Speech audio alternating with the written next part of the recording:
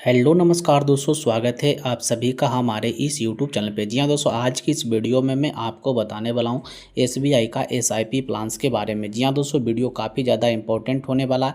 दोस्तों मैं यहाँ पे ए टू जेड यहाँ पे डिटेल्स के बारे में बताऊँगा। जी हाँ दोस्तों, यहाँ पे जो भी एसबीआई म्यूचुअल फंड्स के डेटा रहते हैं वह अपडेटेड के साथ मैं यहाँ पर बताता हूँ। जी हाँ दोस्तों, यहाँ पर मैं फालतू का कोई भी इनऑथेंटिक कंटेंट नहीं देता हूँ जिससे कि आपको यहाँ पर दिक्कत हो। मैं यहाँ पे क्या है, रियल कंटेंट में बिलीव करता हूँ। जी हाँ दोस्तों, जो भी बताता हूँ मैं आपके सामने ही सभी चीज़ बताता हूँ।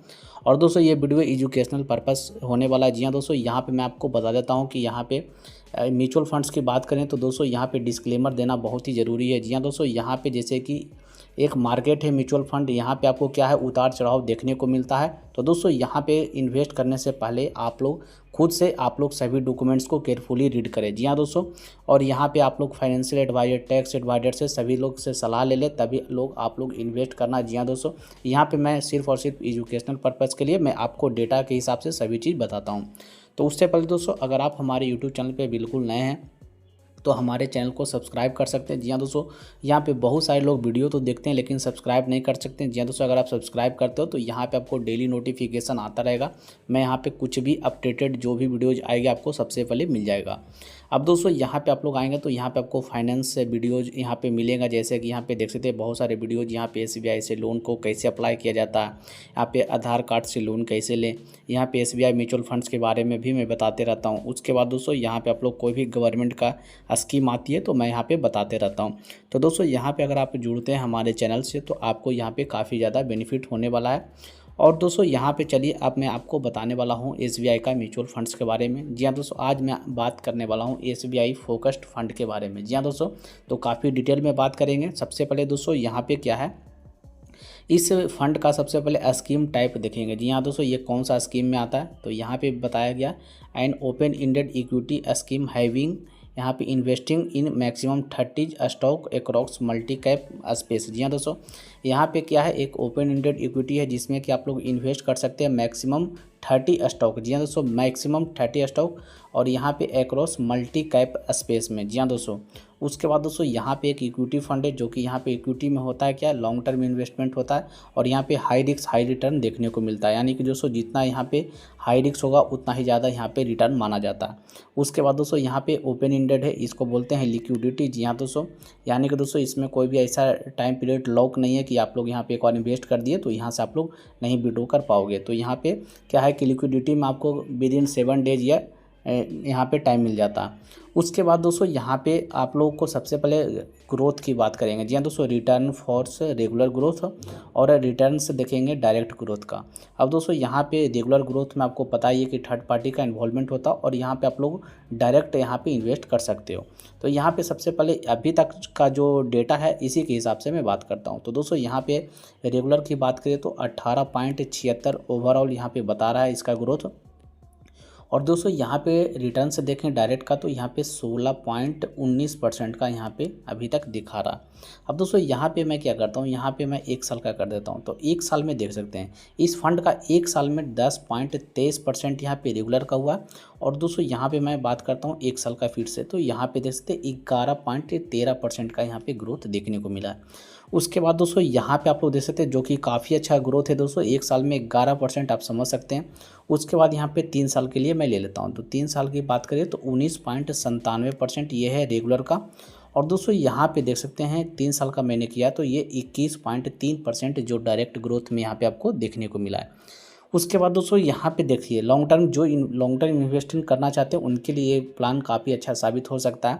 तो यहाँ पे जैसे कि मैं डाटा के हिसाब से सभी चीज़ बताता हूँ, तो यहाँ पे देख सकते हैं 5 साल में किया तो 21.15% यहाँ पे शो कर रहा है। उसके बाद दोस्तों इसका रिटर्न देखते हैं 5 साल में कितना है, तो यहाँ पे 22.3% यहाँ पे 5 साल में ये दे चुका है। तो काफ़ी अच्छा है दोस्तों यहाँ पे। उसके बाद दोस्तों यहाँ पे देख सकते हैं इस फंड का AUM की बात करें यानी कि कितना है इसका प्राइस है, तो यहाँ पे देख सकते हैं 38,613.94 करोड़ इसका AUM है यानी कि वैल्यू है। उसके बाद दोस्तों यहाँ पे कब अलॉटमेंट हुआ था, डेट ऑफ अलॉटमेंट तो 17 सितंबर 2004 को ये अलॉट किया गया था। तो ये काफ़ी पुराना है दोस्तों, यहाँ पर भी आप लोग देख सकते हो।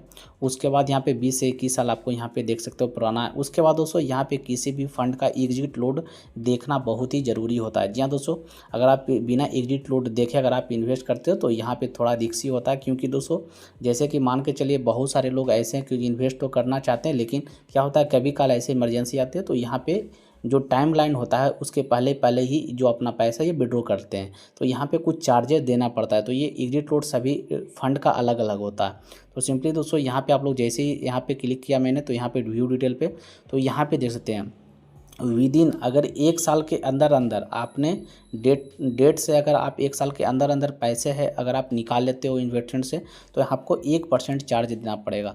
लेकिन दोस्तों 1 साल के बाद निकालेगा तो उस पर आपको 1 रुपया भी चार्ज नहीं देना पड़ेगा। तो ये सब बात आपको ध्यान रखना होगा। उसके बाद दोस्तों यहाँ पे क्या है बेंचमार्क है। बेंचमार्क क्या है, तो इसका बेंचमार्क है देख सकते हैं स्कीम बेंचमार्क BSE 500 TRI। उसके बाद एडिशनल बेंचमार्क में क्या है BSE सेंसेक्स TRI, ये सब आपको ध्यान रखना।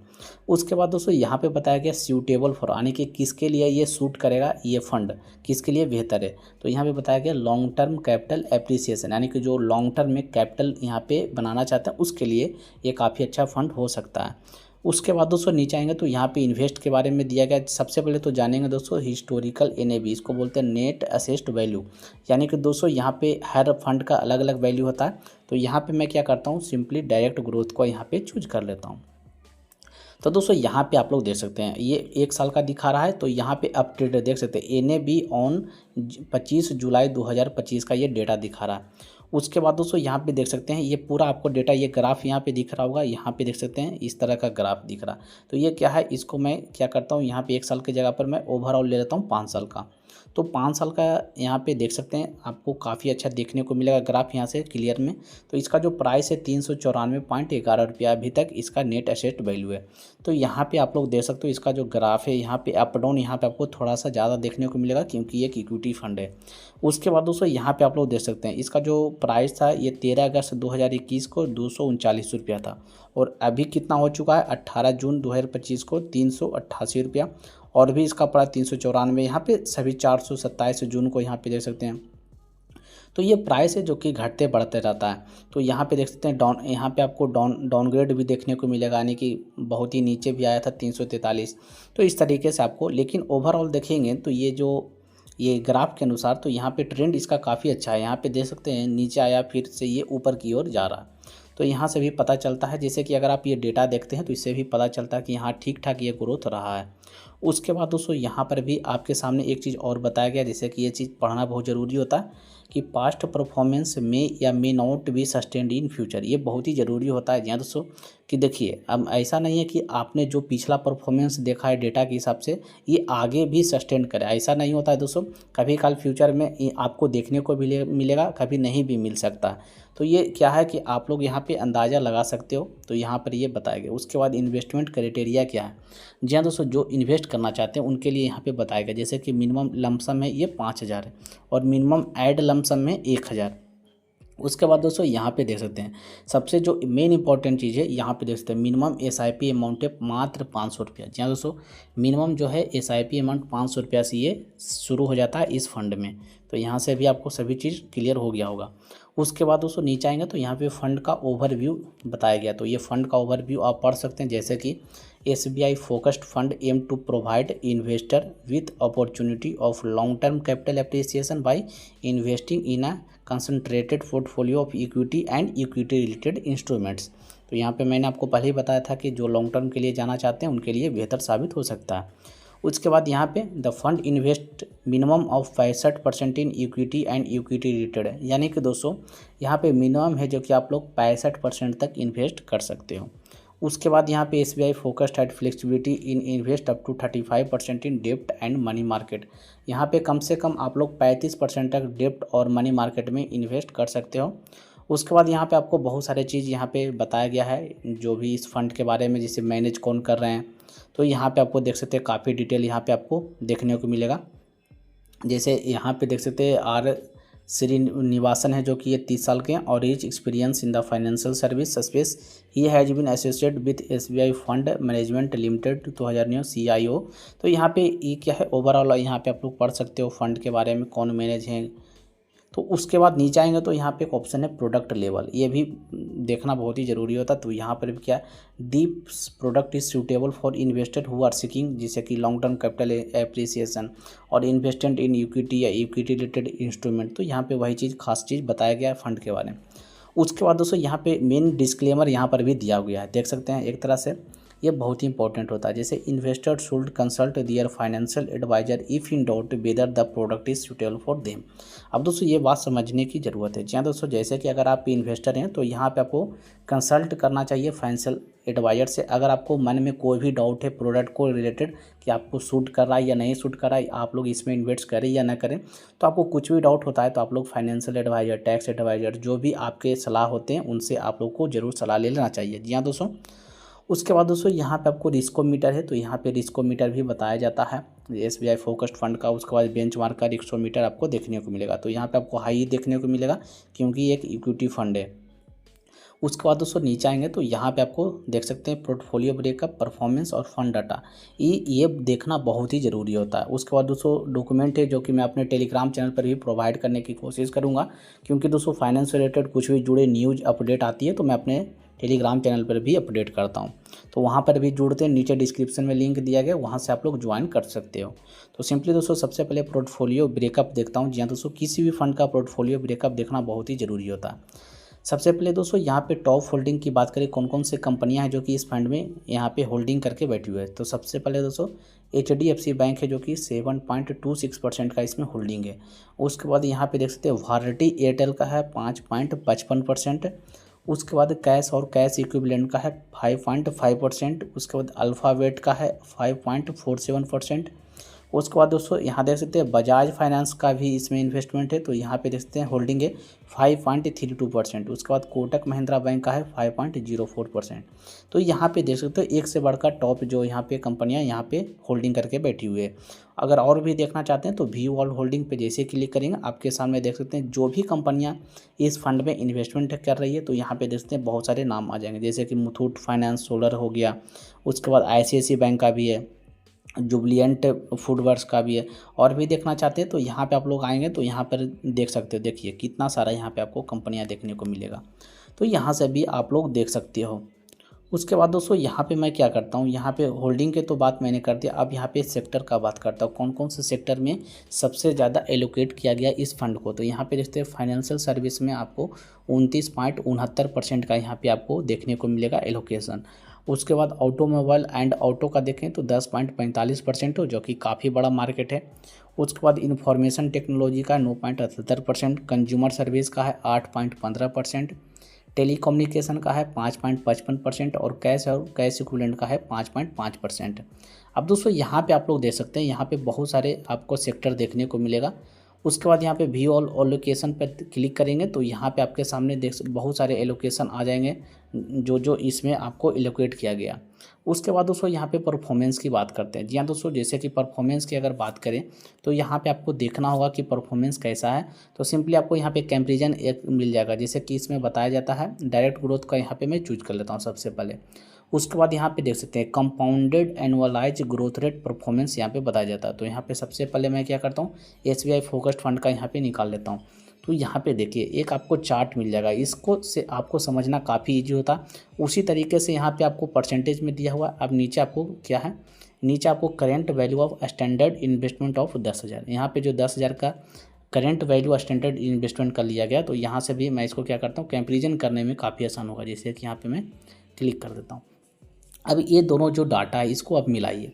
अब दोस्तों यहाँ पे देखिए जो ये फंड है एक साल में आपको 11.13% का मैं आपको बता चुका हूँ, और 3 साल में 21% का ग्रोथ देखने को मिला, और 5 साल में 22.23% का। ओवरऑल देखें तो 16 पॉइंट यहाँ पे सिंस अभी तक 16.19% का। इसी तरीके से दोस्तों अगर नीचे बात करें, यहाँ पे देख सकते हैं, यहाँ पे मान के चलिए कि स्टैंडर्ड इन्वेस्टमेंट बताया गया 10,000 का, तो 1 साल के हिसाब से 3 और 5 और अभी तक। तो यहाँ पे देखिए 1 साल के हिसाब से अगर 10,000 है तो 11,113 हो जाएगा, और यहाँ पे 10,000 का 3 साल में 17,736 और 10,000 का 5 साल में 27,781। जी हाँ दोस्तों, उसके बाद ओवरऑल इंस्पेक्शन की बात करें तो यहाँ पे 10,000 का 65,279 रुपया हो जाएगा। जी हाँ दोस्तों, तो यानी कि दोस्तों यहाँ पे ग्रोथ है जो कि काफ़ी अच्छा देखने को मिला है। इससे आपको काफ़ी ज़्यादा यहाँ पे समझ में आया होगा। उसके बाद यहाँ पे आपको क्या है, बेंचमार्क का ये प्रॉफिट दिखता है, यानी कि कितना रिटर्न कितना ग्रोथ हुआ, तो यहाँ पे देख सकते हो। तो दोस्तों यहाँ पे मैंने आपको सारी चीज़ें बता दिया हूँ। उसके बाद दोस्तों लास्ट में क्या है, यहाँ पे फंड डाटा पे मैं क्लिक करता हूँ। अब दोस्तों किसी भी जो फंड होता है उसका फंड डाटा देखना बहुत ही ज़रूरी होता है। इसको बोलते हैं क्वांटिटेटिव डाटा। जी हाँ दोस्तों, जैसे कि दोस्तों किसी भी फंड का एक्सपेंस रेशियो यहाँ पे देखना बहुत ही ज़रूरी होता है। तो दोस्तों यहाँ पे एक्सपेंस रेशियो किसी भी फंड का जितना कम होगा उतना अच्छा माना जाता है। जी हाँ दोस्तों, तो यहाँ पे देख सकते हैं 1 से 2% के भी नीचे है। जी हाँ दोस्तों, एक्सपेंस रेशियो डायरेक्ट का, तो ये देख सकते हैं बहुत ही कम है, तो अच्छा माना जाता है। उसके बाद दोस्तों यहाँ पे ट्रैकिंग एरर है इरेगुलर का, तो रेगुलर का यहाँ पे बताया गया तो 6.117% है। अब दोस्तों यहाँ पे देखिए शार्प रेशियो है, स्टैंडर्ड डिविएशन और बीटा। अब दोस्तों यहाँ पे जो शार्प रेशियो होता है दोस्तों किसी भी फंड का एक बेंचमार्क तय करता है, तो यहाँ पे देख सकते हैं 0.91% है जो कि ठीक ठाक है ये भी। उसके बाद दोस्तों 1% के नीचे या 1% तक, ये 1 से 2% तक रहता है, तो इसको काफ़ी अच्छा माना जाता है। उसके बाद स्टैंडर्ड डिविएशन दोस्तों यहाँ पे इसको अल्फ़ा इसको बोलिए और इसको बीटा, उसी को बोलते हैं स्टैंडर्ड डिविएशन। अब दोस्तों स्टैंडर्ड डिविएशन अगर यहाँ पे 15% अगर है तो 15% है या 15% के नीचे तो लो रिस्क माना जाता है, यानी कि इस फंड में आप लोग जैसे कि ठीक ठाक, यानी कि रिस्क बिल्कुल नहीं है, लो रिस्क है। अगर 15% से ज़्यादा हो गया, 15 से 30% के बीच में, तो यहाँ पे क्या है, मॉडरेट, यानी कि थोड़ा सा कम रिस्क रहेगा। लेकिन जैसे ही 30% से ऊपर चला गया दोस्तों, तो यहाँ पे क्या है, बहुत ही ज़्यादा हाई रिस्क हो जाएगा, यानी कि मार्केट बहुत ही वोलेटाइल हो जाएगा, जिसमें कि आपको बहुत ही ज़्यादा रिस्क हो सकता है आगे जा करके। तो यहाँ पे देख सकते हैं इसका जो स्टैंडर्ड डिविएशन ये बहुत ही कम है दोस्तों, 11.41% ही है। उसके बाद बीटा क्या है, 0.7%, ये भी कम है 1% से दोस्तों। तो यहाँ पे देख सकते हैं काफ़ी अच्छा कॉम्बिनेशन बन चुका है। तो इसी से पता लगता है, जैसे कि ये डाटा के हिसाब से आप लोग पता लगा सकते हैं कि ये आपके लिए फ़ंड सूटेबल है या नहीं है, क्या इसमें इन्वेस्ट करना सही है नहीं। तो ये आपको खुद से डिसाइड करना है। जी हाँ दोस्तों, जैसे कि मैं यहाँ पे आपको एजुकेशनल पर्पज़ के लिए सारी जानकारी बताता हूँ, A to Z जो भी अप टू डेट है यहाँ पे SBI के वेबसाइट से ही मैं बताता हूँ। तो दोस्तों यहाँ पे मैंने सारी जानकारी बता दिया हूँ। तो दोस्तों वीडियो अच्छा लगा तो ज़्यादा से ज़्यादा शेयर करना। बहुत सारे लोग वीडियो को लाइक नहीं करते हैं दोस्तों, वीडियो को लाइक और शेयर करें और चैनल को तो सब्सक्राइब करिए।